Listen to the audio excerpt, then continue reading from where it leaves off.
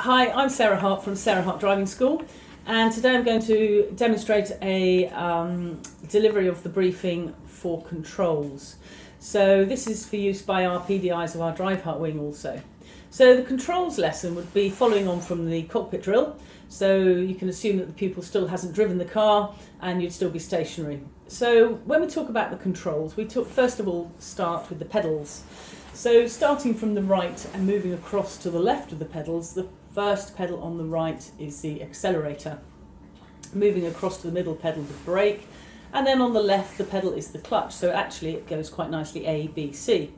So very often if you ask the pupil, they'll know a little bit about the pedals and what they do. But let's move over to the accelerator, and I'm going to refer to the accelerator as the gas because it's easier and quicker to say. So I'm going to ask my pupil if they know what the gas is for, and if they don't, the information will be that the gas pedal, if you push it down, provided the gear's engaged, would make the car go faster, or coming off the gas would make the car go slower. So at this point I'll get my pupil to put their foot over the gas pedal and give it a little push, and they'll notice that it's a very light pedal. So that's the accelerator, and my instructions to them on the accelerator, or as I say the gas, would be cover the gas, more gas, less gas, off gas. Moving across to the brake in the middle, get them to put some pressure on the brake, and they'll immediately notice the difference in the pressure. The pressure on the brake is much harder, the pedal is much harder to push down. And again, the function of the brake is to slow down and or stop the car. So the instructions on the brake would be to cover the brake, more brake, less brake, off brake. Moving across then with the left foot, because the right foot operates the brake and the gas, the left foot operates the clutch. And again, many of them will have an idea that the clutch is connected to the gears in some way. So in order to change gear, we need to have the clutch right down. So again, get them to practice putting the clutch up and down. And the instructions on the clutch would be cover the clutch, clutch down, clutch to bite, we'll come back to that in a bit, and off clutch. So that in essence is the pedals. So we're going to move around the cockpit now to where the gear stick is, and if you get them to look at the gear stick, many of them will be able to identify that we have 6 forward gears and 1 reverse gear.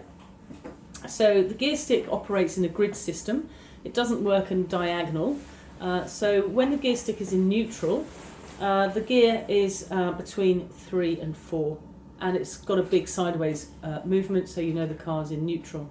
So at this point I'd show them how to put the car into first gear. So I'd put my clutch down and demonstrate how to do that with the open palm on the gear stick, pushing the gear stick across and up for first.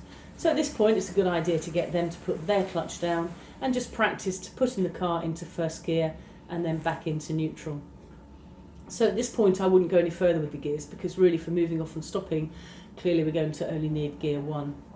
Moving down through the cockpit again, we're going to come down to where the handbrake is, and we've touched on the handbrake during our cockpit drill, but we're going to instruct them on the purpose of the handbrake, and that is to secure the car once the car is stationary, having stopped it with the foot brake. So to show them how to release the handbrake, make sure you put your foot brake on so that the car doesn't roll off down the hill, and you need to pull the handbrake up just slightly to enable you to push the button in and lower the handbrake to its lowest point. The handbrake is now off, and again to put the handbrake on, push the button in, pull it up so it's nice and tight, and then release the button. So the handbrake is now on. So again at this point, let them have a go with that control, with the handbrake, so making sure your foot brake is on, get them to release the handbrake and put it back on 2 or 3 times, making sure that they don't just pull it up without pushing the button in, because that's the old ratchet noise that we want to try and avoid.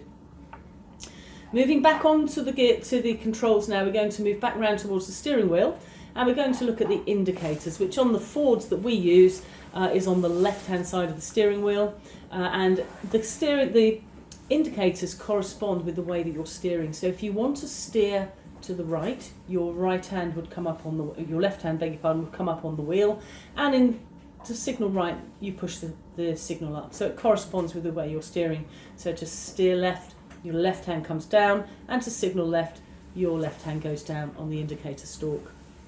You can explain to them at this point that the signal is self-cancelling, but if it doesn't cancel because the steering wheel hasn't made enough of a steer, you can just give it a little nudge and it will cancel it back to its central position. So unless the weather is rainy and you need to talk about wipers and lights, at this stage I would end the cockpit drill, because the simpler you can make it, the better. So unless anyone's got any questions. No, thank you. No questions? Okay, thank you very much.